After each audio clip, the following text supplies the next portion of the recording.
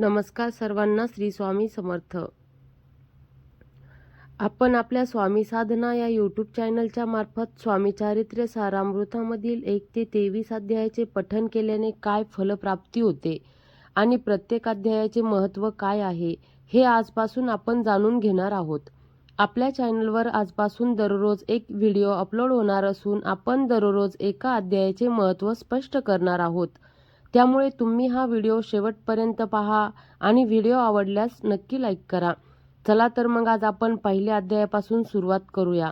पहिला अध्याय स्वामी चारित्र्य मंगलचरण. हा पहिला अध्याय म्हणजे ग्रंथाची नांदी किंवा मंगलचरण आहे.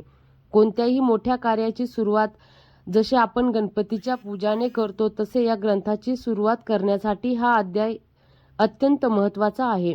या पहिल्या अध्यायामध्ये गुरुपरंपरेचे वंदन, गणपतीचे स्मरण आणि स्वामी समर्थांच्या दिव्य रूपाचे स्तवन आहे. पहिल्या अध्यायाचे पठण केल्याने आपल्या मनातील विचारांची अस्वस्थता दूर होते आणि चित्त शांत होते. हा अध्याय वाचल्याने आपल्याला एक प्रकारची मानसिक सुरक्षा मिळते, ज्यामुळे आपण कोणत्याही कामात एकाग्र होऊ शकतो. पहिला अध्याय वाचल्याने आपल्या आयुष्यातील येणारे अडथळे दूर होतात आणि कार्यात यश प्राप्ती होते. जर तुमच्याकडे पूर्ण ग्रंथ वाचायला वेळ नसेल तर कमीत कमी पहिला अध्याय तरी रोज नित्यनियमाने वाचवावा. आपल्या पहिल्या अध्यायाचे महत्त्व हे दिवा लावून घर उजळण्यासारखे आहे.